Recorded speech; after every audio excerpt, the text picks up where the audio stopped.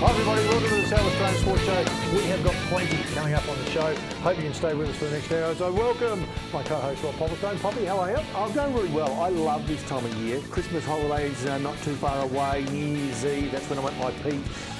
It's a good time of the year. A good time of the year to be talking sport. Takes you a whole year to peak. Speaking of peaking, let's get over to Olivia Mason, find out what's been happening in sport in South Australia. Olivia? Thanks guys. In South Australian sport this week, basketball saw Adelaide cop an 18-point loss to the Brisbane Bullets. With a final score of 87-105 at Titanium Security Arena, the game was the 36ers' third loss in a row and sees them sitting at second to last place on the ladder after a shaky start to the season. Brisbane are looking to be competing against some other top dog teams, with the match seeing them creeping up to third place on the ladder board. In soccer, Friday night's match between Adelaide United and Perth Glory saw Perth take the cake with a 3-1 final score. United coach Guillermo Amor has landed himself in hot water after grabbing fourth official Adam Fielding's arm in the 68th minute of the game. Amor will have to watch Saturday night's clash against Sydney from the sidelines, having been awarded a one-game touchline ban. The usually level-headed Amor grabbed the ref after Andy Keogh scored a header, placing Perth 2-1 up after an apparent foul on Adelaide goalkeeper Eugene Galekovic. Coach Amor has defended his actions, saying he was only trying to get Fielding's attention. Fortunes didn't favour the Adelaide United women's team either, as they weren't able to hold a draw against the Western Sydney Wanderers. The Wanderers fired first before Adriana Jones's 61st minute goal held hope of a point, but Paige Nielsen secured the win for the home side. In motorsport, Michael Busby and John Caldicott landed a breakthrough victory in Saturday night's classic Adelaide Rally. The pair steered their Mazda RX-7 to a 31-second lead over closest rivals Craig Hazeman and Julie Borman at Victoria Park. The weekend also saw a huge collection of cars raced around the Victoria Park section of the Clipsal track. Ex-Formula One drivers Stefan Johansson and Pierluigi Martini were out in force with the cars they once raced when the Grand Prix was in Adelaide. But it was Ivan Capelli who stole the show, setting a blistering 43.28-second lap that wound back the clocks and had fans feeling nostalgic. And in some off-season AFL news, the Crows and Port started their training on Monday with the pre-season fixture for February to March, likely to see the Crows play a pre-season game at Richmond Oval and two on the road before Adelaide begin the AFL Premiership against GWS on March the 26th at Adelaide Oval. Power are likely to play two pre-season games in SA, one at Noarlunga Oval and one at Mouseed Park, as well as one interstate pre-season match in Melbourne at Etihad Stadium. And in AFL Women's, the Adelaide Crows continue to assemble their squad for next year's inaugural season. Coach Beck Doddard has begun preparations, with the majority of the squad beginning training in West Lakes, along with additional sessions for 9 players in Darwin. And that's sport for another week. Back to you guys. Thanks, Olivia. Well, probably plenty coming up on the show. We've got heaps. I'm going to take you go-karting during the course of the next 60 minutes, and I know we're talking golf and we're talking triathletes as well. So Aerial there's a fair bit to get artists, through. there's a fair bit coming up on the show. Stay with us. Lots to come for the next hour. Today we're here at the Aerial Artists Adelaide Training Facility, and we're here with Jade, Gemma and Ali. And so Jade, tell us, what do you do here? Here I do the aerial bird cage, which is a brand new aerial apparatus only built a few months ago. But I also train in silks and aerial hoop. That's great. And so girls, I hear you do doubles down here. So tell us, what's that like training? It can be quite different to train with a partner. It's a lot more working with the other person, making sure that your timing is now correct, as well as actually just being strong enough to lift them. Yeah, you really need to know like what your partner's going to do and like understand how they move pretty much. Yeah. So you do straps, I hear. So how is that different to silks? The material that it's made with is completely different. It's a lot more like a towing strap for your car.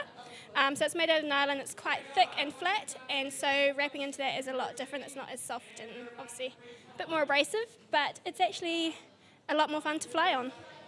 Yeah. So Ali, how did you get into doing aerial silks and straps? Well, both Gemma and I did gymnastics before this, which made it a lot easier, like strength-wise, like to be able to climb and do acrobatic things. Yeah. And so, Jade, what is your background? Because you're relatively new to silks, I hear. And so, how did you get into it and what did you do before? Before silks and aerial, I did rhythmic gymnastics for about 13 years. So that sort of developed my love for performing and also flexibility. So when I first came, I started with contortion, and then the aerial cage was built to showcase that at a different level. So on the bird cage, let's go to that for a second. I hear you're flying in the air when you actually do your performance on it. Is that correct? Yeah, so basically it gets pushed from the ground and I'm spinning and then it gets lifted up. So it's spinning the whole time and I'm in the air and I'm basically just bending in all sorts of ways. And how high off the ground are you actually when you're doing that? Oh, I have no idea. I think it's like 10 metres maybe, 10 to 15. Well, I hope you're not afraid of heights because that sounds pretty high to me with nothing underneath you. So girls, who does like aerial? Who comes to silks? Is it like young ones, old ones? Is it like a variety of ages? Does it actually matter? It actually doesn't matter at all. We do have a wide variety of people that come along to aerial. We do have the main demographic is young adults actually, but we do have a lot of children and mothers and grandmothers actually coming along as well, and we do actually have some male participants as well. All finding it just as fun, and all you really need is a can-do attitude, really. That's awesome. So tell me, Ali, how long have you been doing like aerial? I think it's been about 3 years now. We started with aerial silks and then moved on to hoop and now doing duo straps. So you do aerial hoop here as well. What's that like? Like all the different apparatus, like obviously it's all under, one band of aerial, but like how does that actually vary? Like is it, obviously the texture's different, but like in the hoops, like really hard and stuff, but is it still similar when you're actually doing both of them and you can relate one to the other? I'd say that all aerial builds on from each other. Like it gives you the strength, the flexibility, and the condition to be able to do all the acrobatic moves. The difference between apparatus would be mainly like the textures and the different just different techniques between apparatus. Yeah. And so I hear there's a performance coming up soon. Will you be doing your birdcage performance then?